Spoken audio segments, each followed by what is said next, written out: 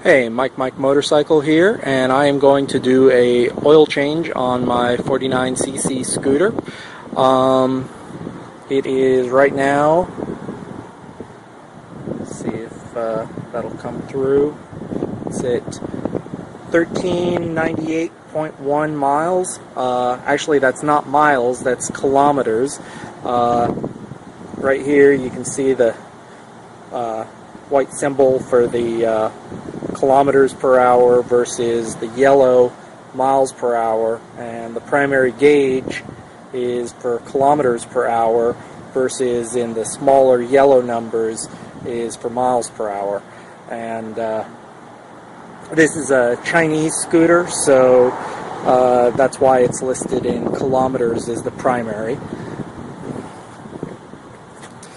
So the thing that I was told that I need to do each time is when I'm changing the oil, I also need to change the oil in the gear housing as well every time. So let's see, down here, I'm trying to make sure that that comes through in the shot, right here.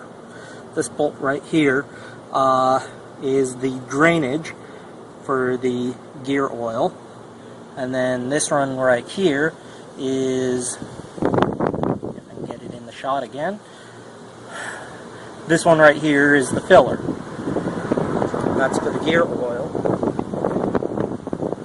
And then for the motor oil, the drain, see if I can get this in the shot.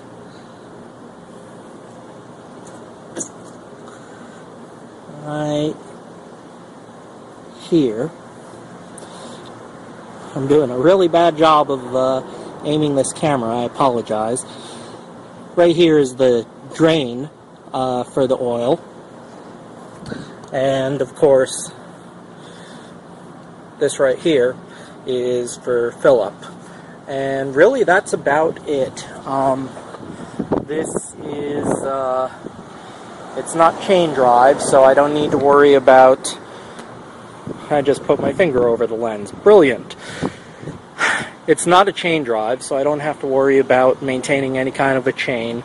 I don't know if this qualifies as shaft drive or not. You can see a giant box here, which I'm going to guess is the transmission. I am not knowledgeable about this at all yet. I've got a lot to learn about this scooter, and I'm just making a guess. I'm not telling you that's what it is. I don't know. That's my guess. So I've got the service stand down here, and all right, I'm gonna go ahead and get started with this. Okay, so right here you can see I've got my supplies laid out. I've got my drainage pan right here, which I don't really need something quite so dedicated, but I also have this for my Suburban, so it's a 10-quart drain, and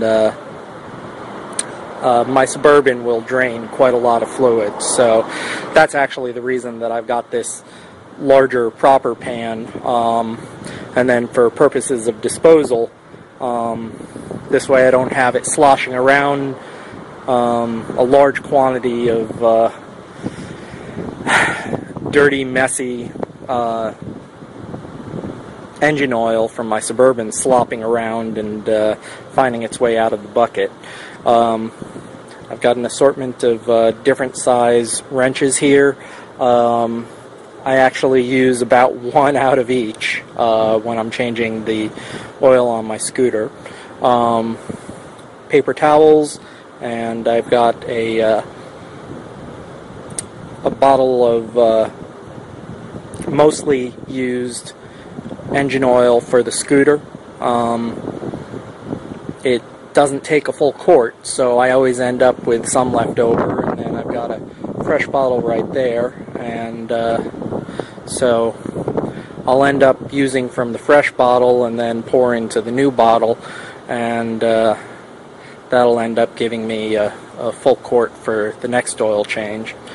I've got the gear oil right there in the blue, and the one in the green right there is more gear oil, but like a dumbass I went and I bought the wrong viscosity, so and I can't even exchange it because I already snipped the tip off, so yeah, that's money down the drain, but oh well, not much to be done about it. It'll teach me to be more careful and not be a dumbass when I do it.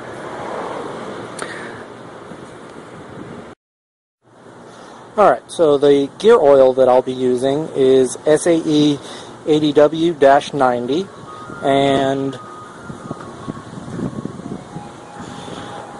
the motor oil that I'll be using is SAE 20W-50, and I've got a 4-stroke 49cc scooter. Alright, so I am undoing the nut for the gear box drainage. Alright, so I've got the pan underneath, and I'm just going to finish undoing the nut here with my fingers.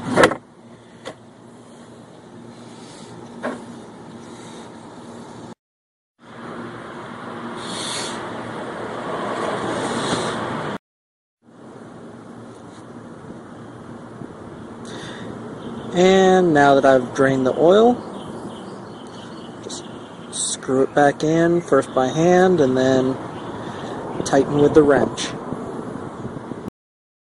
Okay, and nearly done here.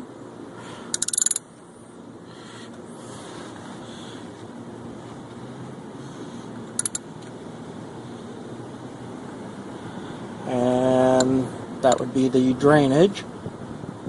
You can see I got some on the ground here, a little clumsy trying to do this with the camera at the same time. Even got some on the tire. I've already tried to wipe it off. Definitely not something you want to do.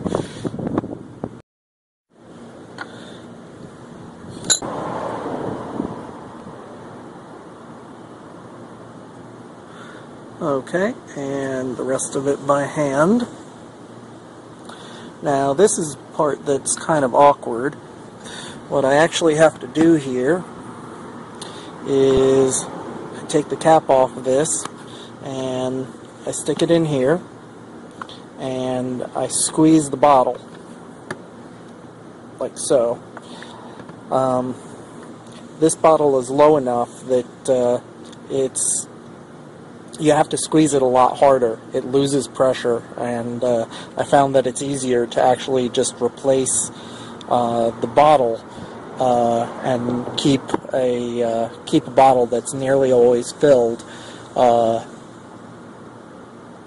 and this way it's easier for you to squeeze the fluid in there. It doesn't take much fluid into the gearbox at all. As you can see, the gap between the fill hole and the drainage hole is really very small, so it doesn't take much fluid. I'm going to go ahead and do that, and we'll come back when I'm done. This requires a little bit too much dexterity to do on my own with the camera. Okay, I just need to finish tightening this up. Do it a bit by fingers, and then again with the wrench.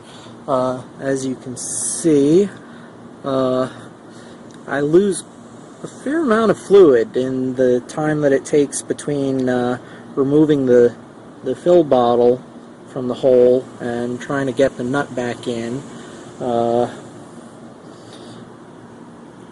I suppose I could try and tip the thing on the side, but, well, I'm just not going to do it. Also, this piece right here tends to get in the way. You want to tilt the bottle like so, and you can't because this is in the way.